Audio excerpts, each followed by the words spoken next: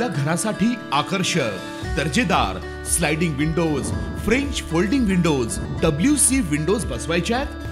तर मग यासाठी नाशिक मध्ये एकमेव आणि अद्वितीय असे एकच नाव, शिवाय एंटरप्राइजेस।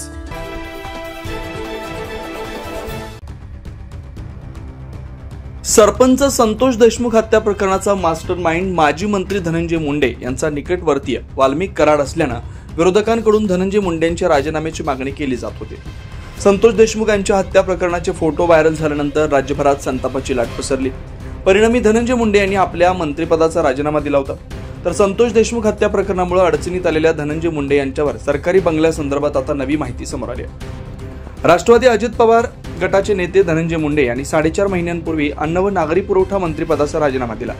मात्र अद्याप त्यांनी शासकीय निवासस्थान रिकामं केलेलं नाही। 4 मार्च रोजी त्यांनी राजीनामा दिल्यानंतर पुढील 15 दिवसात बंगला रिकामा करणं अपेक्षित होतं। त्यांच्या राजीनाम्यानंतर संबंधित मंत्रालयाची जबाबदारी छगन भुजबळ यांच्याकडे देण्यात आली आणि 23 मे रोजी सातपुडा बंगल्याबाबत शासकीय आदेशही जारी करण्यात आला।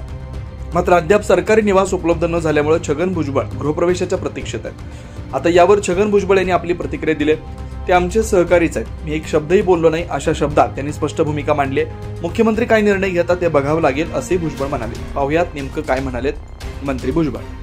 असं आहे की मी 20 मेला मंत्रिमंडळामध्ये मंत्री म्हणून जे शपथ घेतलेली आहे आणि त्यानंतर मग आपसुकच जे आमचं जनरल ॲडमिनिस्ट्रेशन जे आहे, डिपार्टमेंट आहे, ते मंत्र्यांची ऑफिसेस कुठे असावीत, मंत्र्यांची निवासस्थानं कुठे असावीत, या संदर्भातली जी काही व्यवस्था आहे ते पाहत असतात। आणि मग त्यांनी मला पत्र दिलं ताबडतोब 15-20 दिवसांनी की तुमच्यासाठी जे आहे अमुक निवासस्थान मुकर्रर करण्यात आलेलं आहे। आणि अर्थातच तुम्ही तिथे, त्याचा अर्थ असा की तुम्ही तिथे राहायला जावं।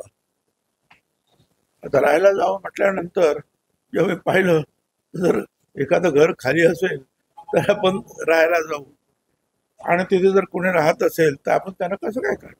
आणि त्याच्यामध्ये ते आमचे सहकारी आहे। मी अजून त्यांना एक शब्दाने सुद्धा याबद्दल बोललेलो नाही। आता ते स्वतः मुख्यमंत्री आणि इतर मंडळी त्याच्यावर काय चर्चा करतील, काय निर्णय घेतील याची मला काही कल्पना नाही। त्यात मंत्री मुख्यमंत्री म्हटलं नाही, घर खाली झालं की जाईल।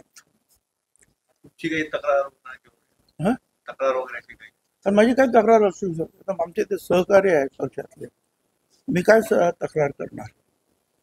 मी फार तर मुख्यमंत्र्यांना सांगितलं दुसरं कुठलं काय असेल छोटं मोठं तर तेच काय आता मुख्यमंत्री काय निर्णय घेतात। राज्याच्या नियमानुसार मंत्रिपद किंवा आमदारपद गेल्यानंतर 15 दिवसांच्या आत सरकारी निवासस्थान रिकामं करणं बंधनकारक आहे। जर वेळेत बंगला रिकामा केला नाही तर सार्वजनिक बांधकाम विभागाकडून बाजारभावानुसार भाडं आणि त्यावर दंड आकारला जातो।